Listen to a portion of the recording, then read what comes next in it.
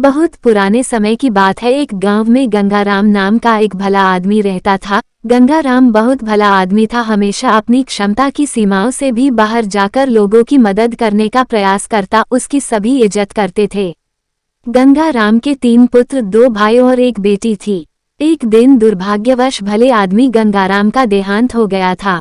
अंतिम संस्कार करवाने गंगाराम के सभी सगे रिश्तेदार पहुंचे। पंडित ने रस्म पूरे की, अर्थी सजाई गई, गंगाराम को अर्थी पर लिटाया गया। पुत्रों और भाइयों ने अर्थी उठाई और आगे बढ़े। गंगाराम की बेटी ये दृश्य देख ना पा रही, वह वही जमीन पर लोट लोट कर रोने लगी।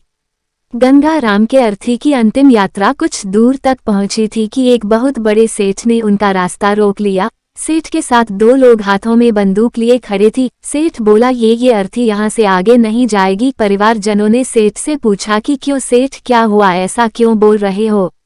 सेठ ने जवाब दिया, आज से 1 माह पहले, साल पहले गंगाराम ने मुझसे 2 लाख रुपए का कर्ज लिया था। शर्त के अनुसार कर्ज की राशि ना लौटाने पर या तो उनकी जमीन मेरे नाम की जाएगी या फिर उनके परिवार वालों से कर्जा लिया जाएगा। तो फिर अब बताओ, आप लोगों में से कौन देगा कर्जा? अब तमाम लोग तमाशा देख रहे थे।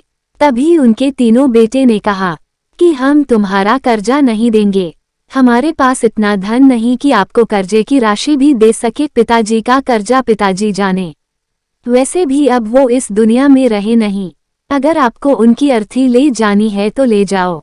गंगाराम के बेटों की इस तरह की बातें सुन वहां मौजूद सभी लोग धिक्कार जताने लगे कि कैसे नालायक और मतलबी पुत्र है। इस तरह गंगाराम के बेटों ने कर्ज वापस करने के लिए तो अपने कदम पीछे हटा लिए। तभी गंगाराम के भाइयों ने भी कह दिया कि जब बेटे कर्जा नहीं दे रहे सकते तो हम क्यों किसी का कर्जा भरे।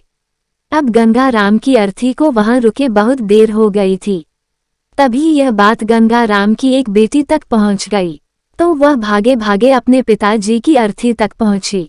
तभी उसने देखा कि अर्थी का एक पांव बड़े सेठ ने पकड़ रखा था।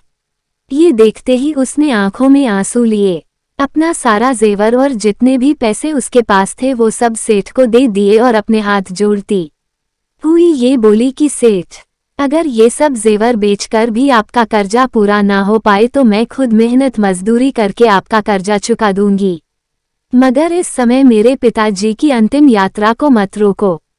तभी उस सेठ ने अर्थी का पांव तुरंत छोड़ दिया और बोला, अरे नहीं नहीं बेटी, तुम्हें ये सब करने की कोई आवश्यकता नहीं है, क्योंकि सच्चाई ये है कि मुझे एक समय में पैसों की बहुत जरूरत थी। मैं बहुत गरीब था, तब उस समय तुम्हारे पिता ने मुझे 10,000 रुपये देकर मेरी मदद की थी। गंगाराम बहुत भला आदमी था, उसने मुझसे 1 रुपया ब्याज तक नहीं मांगा कभी, और वही पैसे मैं यहाँ देने आया था।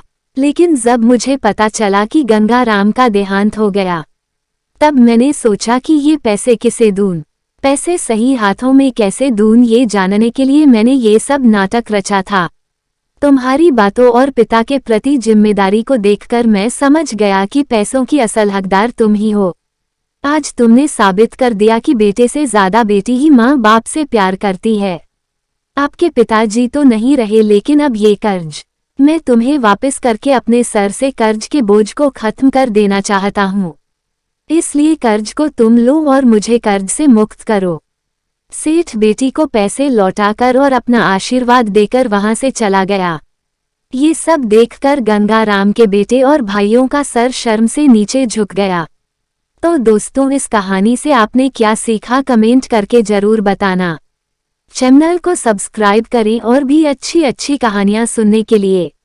मेरी इस कहानी को लाइक करें, अपने दोस्तों रिश्तेदारों के साथ शेयर करें। नीचे लाइक का बटन है, उसे जरूर प्रेस करना, आपके लाइक करने से मुझे मोटिवेशन मिलती है। Thanks for watching.